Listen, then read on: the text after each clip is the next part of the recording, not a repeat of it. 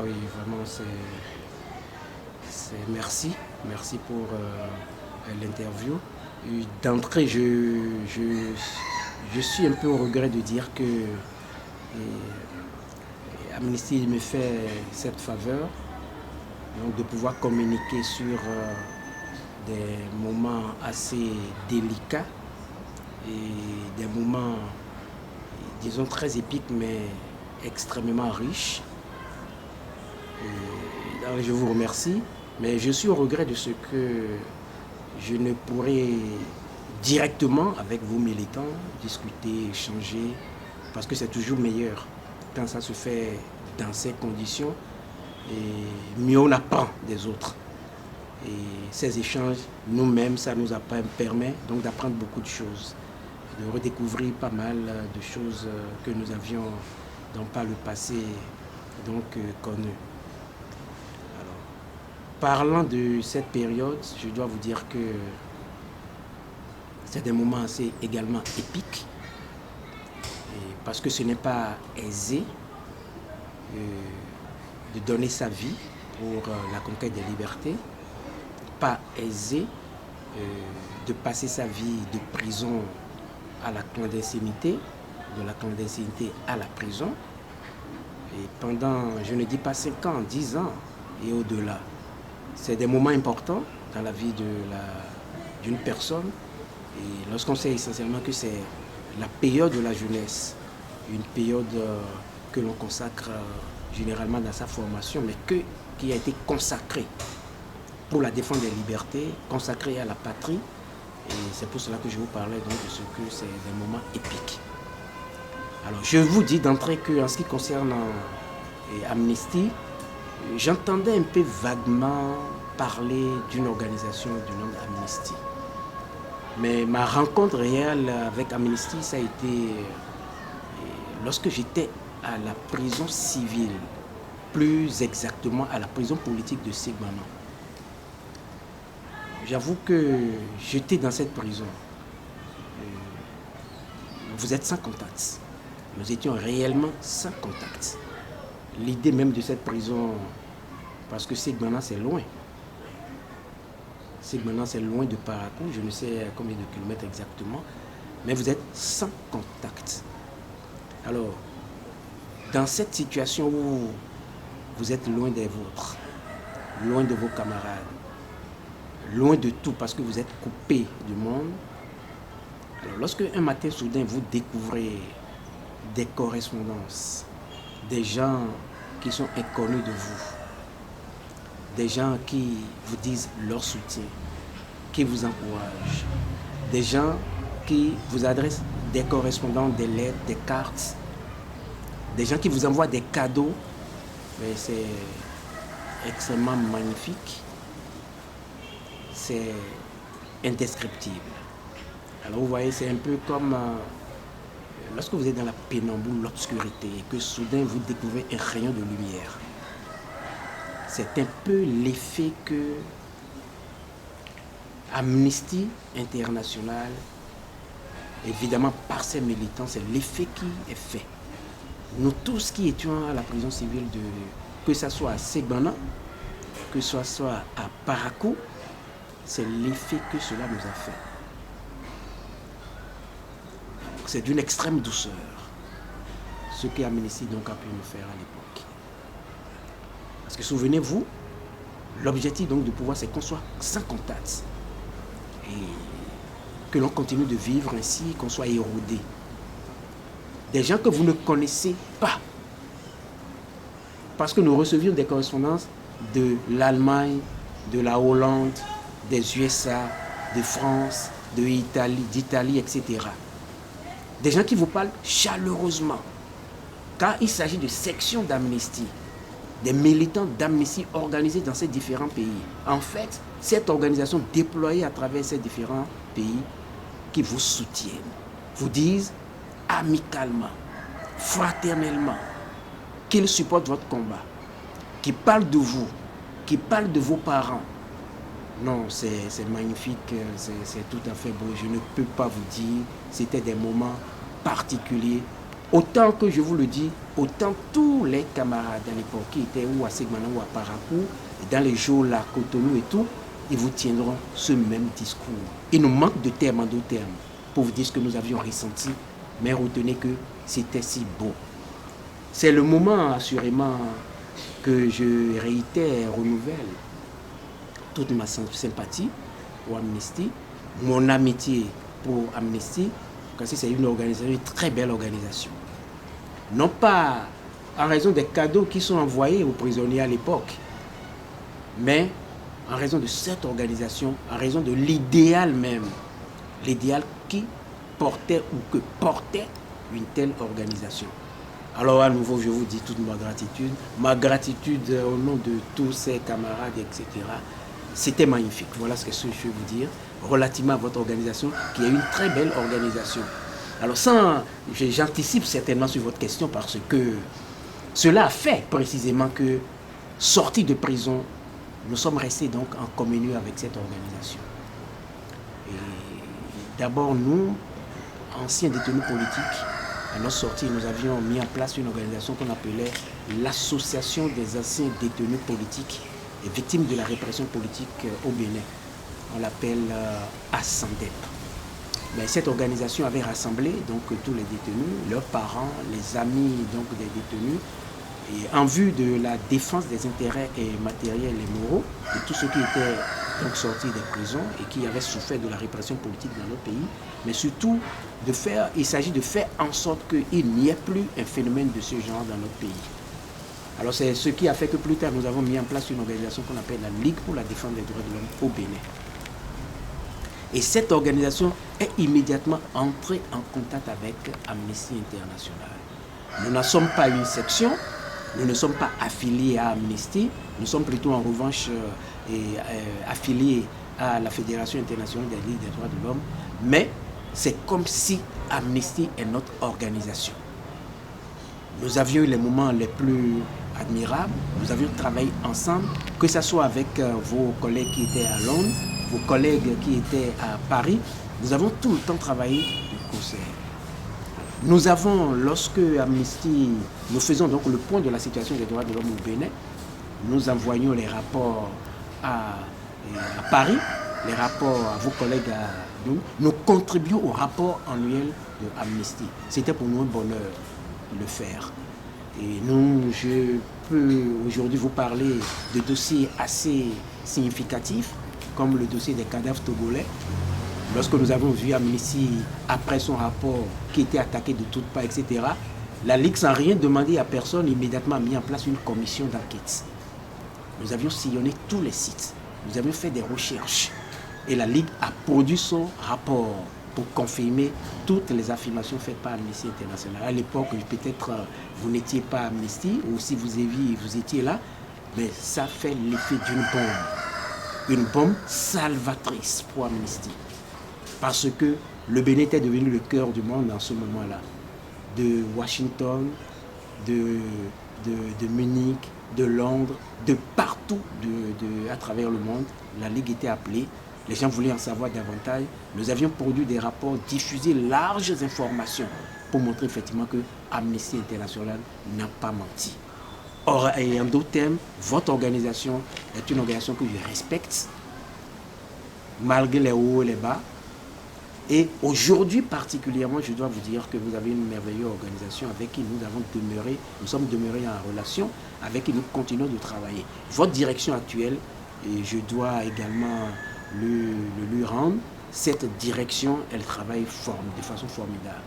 Nos relations sont les meilleures, nous travaillons sur divers sujets, diverses questions des droits de l'homme en ce moment, notamment tous les événements donc du mois d'avril, fin avril 2019, les 1er et 2 mai 2019.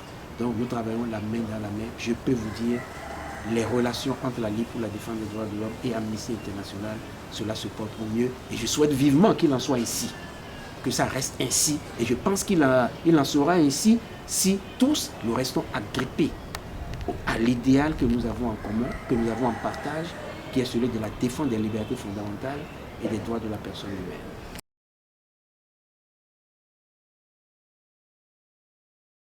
Oui, voilà, et pendant longtemps, dans nos rapports avec Amnesty, nous avions constaté que sur les questions nationales, généralement, Amnesty ne s'était pas prononcé.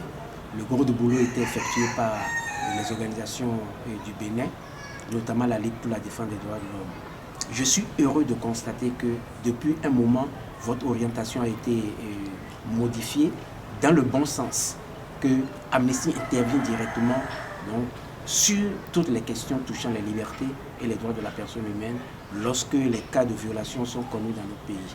Là, c'est merveilleux, c'est ce qui nous permet donc de travailler donc, au cours d'Accords. Là, je dois vous dire que je vous tends la palme parce que j'ai suivi votre organisation à travers ses responsables depuis la survenance de cette crise. J'avais tantôt dit que nous travaillons la main dans la main sur différents dossiers, les personnes fusillées, les personnes détenues, etc., etc., parce que la Ligue s'est investie intensément, mais nous avons vu également Amnesty très investi dans ce combat, que cela soit au sujet des personnes qui ont été fusillées, les personnes qui sont en détention. Nous avons pratiquement mis en place comme un cadre de travail. Amnesty fait une démonstration assez merveilleuse, fait preuve d'assez de dévouement et nous sommes assez admiratifs de ce combat-là. C'est ce que nous voulons, c'est ce que nous soutenons. Et ça, lorsque je le dis tout le temps, nous ne sommes que des pèlerins, mais une seule hirondelle ne fait certainement pas le printemps. Lorsque nous sommes plus nombreux, c'est bon. Et ce que fait Amnesty, c'est tout à fait louable. Nous encourageons, nous soutenons et nous exhortons votre organisation à continuer dans ce sens. Alors, quelles sont les raisons qui vous poussent aujourd'hui à toujours militer, vous qui avez commencé à militer très tôt? Ah oui, mais c'est une question, bon, je me dis, oui, en fait, bon, je vais résumer. D'une part, c'est un idéal que j'ai embrassé dès ma tendre jeunesse. Donc, pour moi, il n'est pas question de relâcher. Le combat se poursuit tant que les libertés demeurent en danger. Je crois que même si un jour les libertés étaient respectées et tout, je continuerai à assumer la garde ou la veille. Parce qu'il y a toujours des situations. Nul ne penserait par exemple pas qu'au Bénin, alors que relativement nous disions que nous avions conquis des libertés, certaines n'étaient pas pleines. Et que nous travaillions surtout à leur sauvegarde, que nous allons vivre la situation que nous connaissons aujourd'hui, qui est une situation de recul formidable. Parce qu'en fait, nous assistons aujourd'hui à une situation semblable à un despotisme, bref, du fascisme. Alors, la vie, en réalité, c'est un combat. Je crois que c'est Victor Hugo qui nous l'enseigne. Ceux qui vivent, c'est ceux qui luttent. Et vous ne pouvez pas concevoir la vie en dehors du combat. Combat donc pour les droits de l'homme, combat pour les libertés, combat pour découvrir les lois de la nature et se conformer, parce que c'est cela qui, le fait de se conformer, c'est ça qui permet donc de vivre. Alors donc, quand vous regardez bien, vous ne pouvez pas entendre la vie de façon différente que telle que je suis en train de vous la présenter. Vivre, c'est lutter. Si je dois parler à mes pionniers, à mes jeunes frères, à mes collègues, et je le répète et je le dis tout le temps, nous avons l'obligation d'arracher notre liberté, de conquérir les libertés, de les défendre. Nous avons l'obligation tout le temps d'être sur le qui-vive. Parce que dans la société, dans la nature, nous sommes obligés, et comme le dit l'autre, la vie c'est la vigilance de tous les instants. Et qui vous observez bien, c'est que vous vous battez tout le temps. Chacun se bat tout le temps, en réalité. C'est cela même la vie. L'essence de la vie, c'est le combat. À tous les points de vue. Seulement, est-ce que nous comprenons suffisamment que la vie devient plus facile lorsque nous combattons ensemble?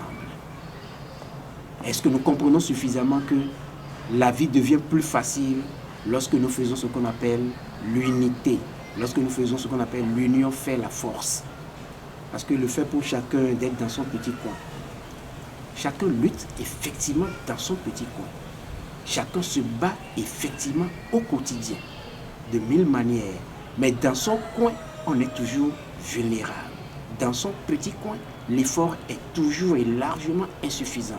Mais lorsque l'on se met en groupe, le peu d'efforts ça génère tellement de force, ça génère tellement de qualité, ça permet de régler tellement de choses. Je suis en train de vous parler ici de l'importance de ce qu'on appelle l'organisation, l'importance de l'unité. Alors, s'organiser dans Amnesty International, s'organiser dans la Ligue pour la défense des droits de l'homme, s'organiser dans une association de femmes, se mettre ensemble pour défendre la liberté, se mettre ensemble pour exiger l'effectivité des lois, exiger l'effectivité de la Constitution et l'effectivité des instruments juridiques au plan international, ratifiés bien sûr par notre pays, etc. Si nous nous impliquons ensemble et davantage dans ce combat, la vie serait si merveilleuse. Elle nous serait plus souple, plus simple, plus aisée. Est-ce qu'on peut s'en faire une idée? S'il y a même un conseil à donner, c'est ce que je dirais. Vivre, c'est lutter. C'est magnifique de s'organiser, c'est magnifique de lutter. C'est ce que je veux vous dire. Oui, voilà. Et je suis malheureux parce que je constate aujourd'hui que la générosité a déserté notablement le forum. Sérieusement. Les militants d'Amnesty que je vois, les militants de la Ligue pour la défense des droits de l'homme que je vois, les gens sincèrement qui se dévouent pour les libertés, ils ne sont plus nombreux aujourd'hui au Bénin. Je pense à cette époque où nous étions si nombreux, des contingents entiers, des centaines de jeunes, des milliers dans les prisons. Nous avions fait une option, nous avions pris une option, nous combattions pour les libertés. Personne ne nous donnait un rang. Nous étions sincères, nous étions généreux. Nous partions de tout l'élan qu'il fallait, l'élan juvénile, la générosité, toute la fougue. Nous y mettions tout. Je pense donc à cette époque. Je suis malheureux parce que nous ne constatons plus ce phénomène aujourd'hui. Ce qui est dominant, ce que nous voyons, c'est le discours pour l'argent, l'intéressement personnel. Rien ne se fait si ce n'est pour l'argent. C'est ce qui est aujourd'hui dominant. Historiquement, le phénomène peut s'expliquer. Parce qu'en fait, d'une part, il y a l'essor ou cet essor de générosité que nous avons connu dans le pays. Et puis, arrivé en 89, il y a une chute. Le mouvement démocratique n'a pas maintenu son envol. Et puis, pour l'essentiel, les jeunes qui s'étaient investis, beaucoup à la sortie des prisons s'étaient retrouvés désœuvrés. Il y a eu des situations épiques. Certains sont tombés malades, certains sont morts, je dois vous le dire. Certains, vous savez, évidemment, étaient déjà décédés en prison. Certains, à la sortie, il y en a qui sont devenus fous. Beaucoup sont restés sans situation. Ce n'était pas une image assez bonne. Ce n'était pas une image, un exemple pour la jeunesse. À côté de cela, nous avons vu les politiciens de notre pays qui ont pourri la cité, qui ont suffisamment pourri la cité avec l'argent, notamment en matière électorale et à tous les points de vue, si bien qu'aujourd'hui, pour militer, on vous tend la main. Pour militer, les gens attendent l'argent. Mais non, ce n'est pas cela. Évidemment, la jeunesse doit pouvoir comprendre une chose. Les politiciens, ils font des affaires. C'est des commerçants. Lorsqu'ils prennent et distribuent l'argent, bien entendu, l'argent du peuple, l'argent qui est pillé, l'argent qui est volé, lorsqu'ils le distribuent, lorsque vous prenez, vous travaillez pour eux, donc le contrat est fini. Donc, ils vous ont sollicité, ils vous ont payé, vous avez donc par la suite exécuté l'obligation qui est la vôtre d'aller faire campagne pour eux. C'est fini. Lorsqu'ils parviennent au pouvoir, mais ça en est fait de vous. Ça en est fait de vous, ils complotent contre vous, ils vendent le pays, ils s'enrichissent, ils pillent le pays et ils vous disent « Nous n'avons point de compte à vous rendre ». Alors, il est impérieux que la jeunesse tire le son. Cela s'est passé pendant plus de 20 ans. Il est temps que la jeunesse tire le son. Il est temps que tous les hommes honnêtes, il est temps que véritablement ceux qui aiment ce pays, véritablement ceux qui aiment l'autre, ceux qui aiment les libertés, il est temps qu'on tire les leçons. Au reste, l'expérience est suffisamment grande, instructive. Alors, de 90 à ce jour, vous avez vu ce qui a été fait des libertés. Et aujourd'hui, vous constatez ce qui est fait des libertés. Lorsque vous prenez de l'argent pour vous mettre au service de gens, voilà ce qui arrive. Alors, il est temps que l'on puisse prendre en main notre destin. Il est temps que l'on renoue avec la générosité des époques des années 72, 75, 80, 85, 86 jusqu'en 89. Il est temps que nécessairement la jeunesse apprenne à lire à travers sa propre expérience que le sauveur de la jeunesse, ce n'est pas ailleurs. Ce n'est pas le Messie. Ce n'est pas quelqu'un d'autre. C'est la jeunesse elle-même. Le sauveur de la jeunesse, c'est la jeunesse qui elle-même se met en cause, s'investit. Sans cette remise en cause. Parce qu'il n'y a pas de militantisme aujourd'hui, je vous le dis. Mais non, il n'y a pas de militantisme. Il y a de l'affairisme plutôt. Il y a les affairismes parce que lorsque vous voyez les gens dans les meetings, tous ces trucs, mais non, ils ne s'y rendent que pour l'argent. Ils ne s'y rendent que pour, en retour, recevoir de l'argent. Alors ça n'a pas de sens. Ce n'est pas du militantisme. Nous n'appelions pas ça du militantisme. Le militantisme, il vous faut un idéal. Un noble idéal. L'amour pour la patrie. Un noble idéal. L'amour pour les libertés. Un noble idéal. L'amour pour la défense des droits de la personne humaine. Des gens qui s'investissent. Qui n'attendent qu'une seule chose. L'effectivité de ces droits et des libertés. Rien d'autre. Au reste, vous n'êtes pas heureux chez vous. Nul n'est heureux seul, comme on dit. Non. Lorsque les libertés sont conquises par le peuple, vous êtes heureux chez vous. Lorsque les droits, qu'ils soient économiques, qu'ils soient sociaux ou culturels, sont conquis, pour tous, vous êtes heureux chez vous. Lorsque le pays est malade, vous êtes malade chez vous. Lorsque le pays vit la privation de liberté, vous êtes privé de liberté chez vous. En d'autres termes, vous êtes en prison chez vous. Donc, il faut ce sursaut. Et il faut se secouer. Il faut comprendre. Il n'est jamais tard pour apprendre, on dit. Et il faut se secouer. Il faut se dire, l'épanouissement de la jeunesse, l'âge d'or de la jeunesse, ça passe par une chose, l'investissement dans le combat pour les libertés, le combat pour l'effectivité des droits humains. C'est l'unique voie, c'est la seule voie que nous devons enseigner. C'est la voie que nous avons vue qui a été tracée, résultat de l'expérience, résultat de l'effort, c'est ce que je peux vous dire. Aujourd'hui, peu de militants, mais j'espère, je suis convaincu, demain, il y aura beaucoup de militants, des militants convaincus. Je suis certain, la semence est là.